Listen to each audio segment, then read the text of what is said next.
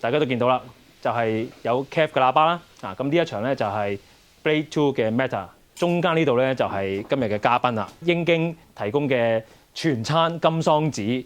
當然，亦後邊咧亦都會有其他英京提供嘅音響啦。咁例如今日串流咧就會係 Carry 啊，咁一陣咧又會同時同大家介紹噶啦。而家就正式要播第一首歌俾大家聽啦。在場嘅朋友未必好清楚究竟呢首歌係邊個唱，不過我相信其實大家一聽咧就一定聽過，你哋一定聽過。同埋呢首歌咧，我就覺得佢啲聲音效果都幾好嘅。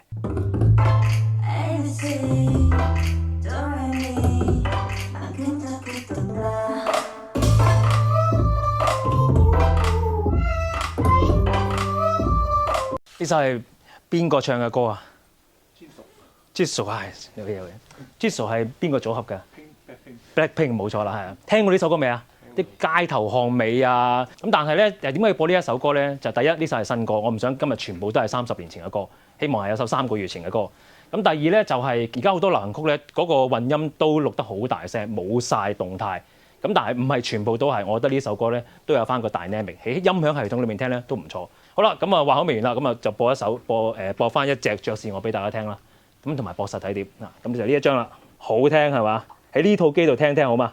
咁呢一個咧就係日本 Ultra Art Sign 出嘅唱片，咁係由日本Zero 3兩位好資深嘅寫手，佢哋自己親自監督去錄製同埋出版嘅新碟啦。咁係 SACD CD 雙層版，而呢一隻碟同黑膠唱片都係一樣，係用一個唔同嘅處理，即係話佢哋由錄音開始咧已經係 analog 㗎啦。咁所以咧個聲音係非常之連貫同埋好活潑嘅聲音嚟嘅。咁我哋就播實體碟啦。咁今日咧就會係用緊呢個 DP1000同埋DC1000嚟到做 source 播俾大家聽。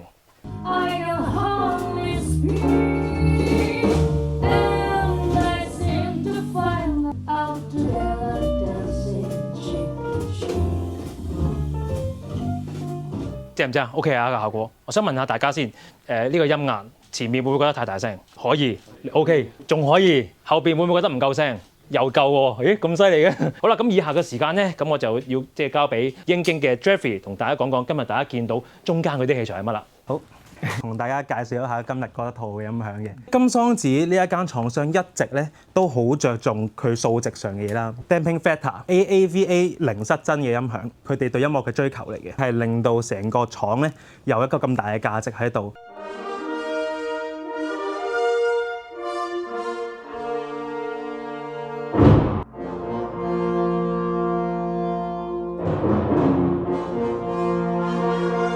A38 Class A 大家都聽得多啦，但係125瓦嘅單邊 Class A 大家有冇聽過呢？前級都唔輸蝕嘅 C3900，大家都好清楚嘅旗艦前級係有雙平衡嘅 AAVA 啦，左右分離嘅放大單元，分體 CD 啦，咁就 DP 同埋 DC1000，咁啊音響不嬲都話分得越開越好啦。佢甚至乎每一邊佢嘅火牛咧，亦都係分開嘅。多謝新漢啦，咁就借出咗40週年嘅燒踢 Ruby Crown， 真係啦取締咗之前35週年嘅燒踢，不嬲都係夾金桑子最好嘅線材，平衡度高啦，解釋力好嘅。佢咧就下放咗呢一個皇冠系列嘅單晶銀，咁就 S10 系列。咁跟住落嚟咧就聽多一首歌，咁嗰一首歌咧係谷川新司生前嘅最後作品嚟嘅。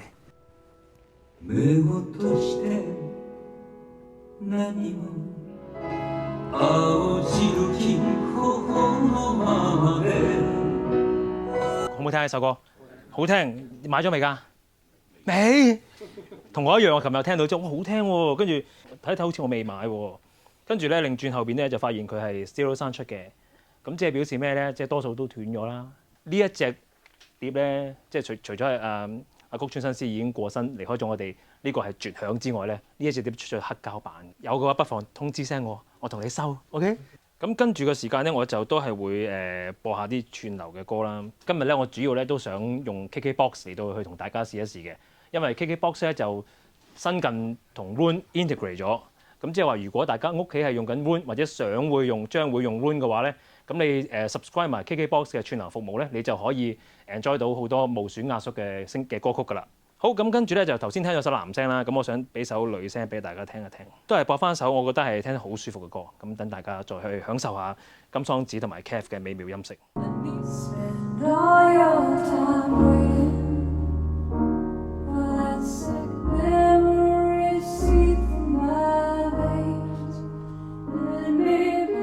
常咧串流平台就係、除咗係你揀你中意聽嘅歌之外咧，通常就係有時你咪俾佢 random 揀下咯，或者你自己碌下咯。有時咧會有啲可能香港其實都買唔到隻碟嘅歌手嘅歌，你聽下，原來發覺好好聽，咁都係一個即係幾好嘅選擇。好啦，咁啊聽下幾首好舒服嘅歌啦，又炸過下，又有古典樂啦。咁跟住咧，我哋以下時間咧 Kev 嘅基哥就介紹下，就係今日其實勞苦功高嘅喇叭。喂，hello， 交個時間俾你。大家好，大家好。首先，我哋而家串連咗好多件，你哋眼前見到嘅咧，都用緊我哋嘅主流嗰個叫做12代嘅 Unique Q。可以見到就係話喺我哋嘅 Bray 同埋陣間都會有機會俾大家聽到嘅 LS60 Wireless 身上，我哋叫做單點全頻。我有接力又播下歌，咁我就播大牛筋俾大家聽聽先，好唔好？跟住就播小提琴啊。咁啊3分鐘，呢個咧又係喺串流平台裏面揾到嘅一首歌嚟嘅，我覺得幾好。Time After Time 有人唱嘅。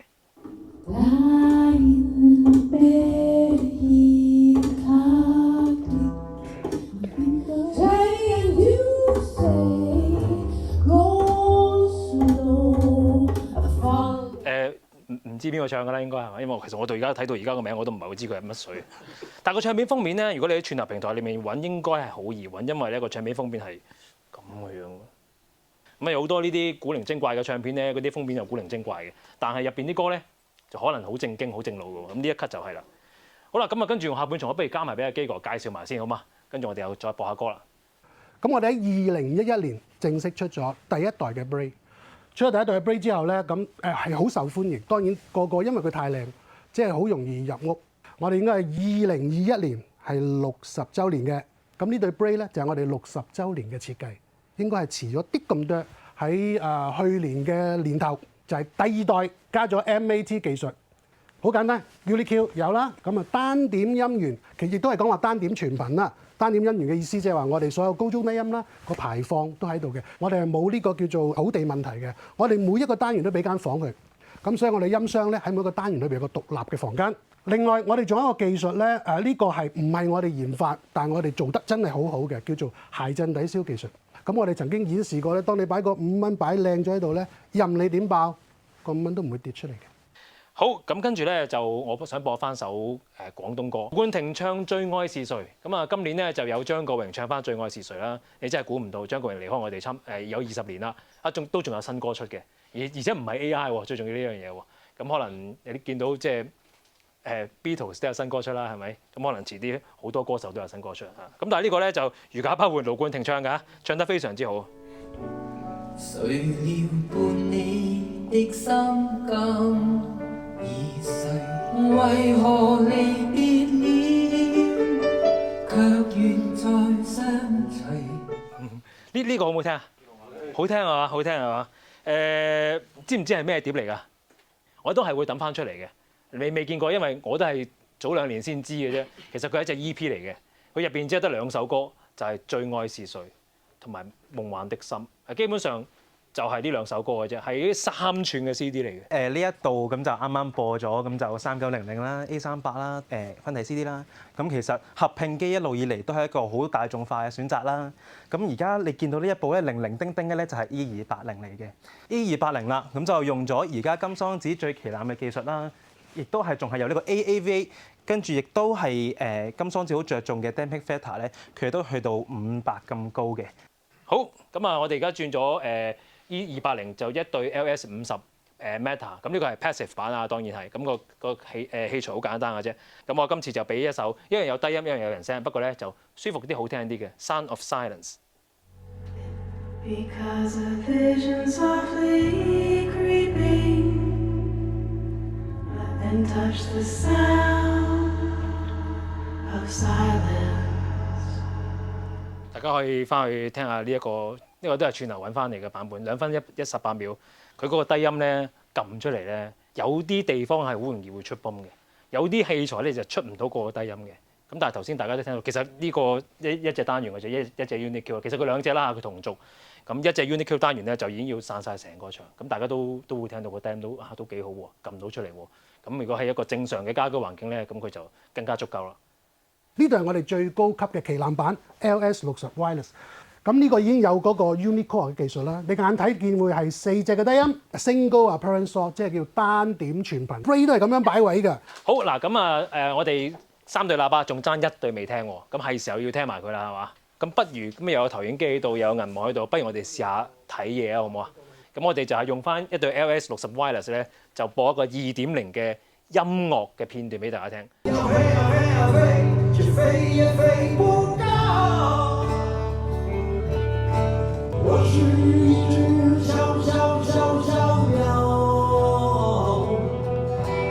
咁首先咧講一講咧，咁就金桑子同埋 KF 嘅聯乘優惠先。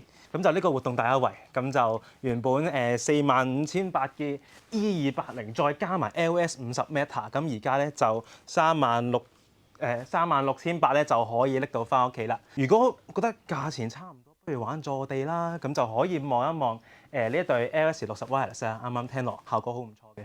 咁就而家4萬蚊唔使拎到翻屋企啦，咁啊原本係54,000幾嘅。咁跟住 LS50 Wireless 2咧，就而家咧就18,000蚊唔使啦，同埋仲可以咧半價去買埋佢個支架嘅。咁跟住仲有佢哋嘅細佬，咁就 LSX2，咁就加埋個台上嘅支架啦，咁就9,280蚊就 OK 㗎啦。咁呢個優惠期咧係去到下年嘅1月左右嘅，所以就要買趁手啦。咁就 KF 啦同埋英京咧都會有售嘅。陣間咧會有 Q&A 嘅，咁就答問題啦，咁就可以攞到呢一個金桑子嘅第7集。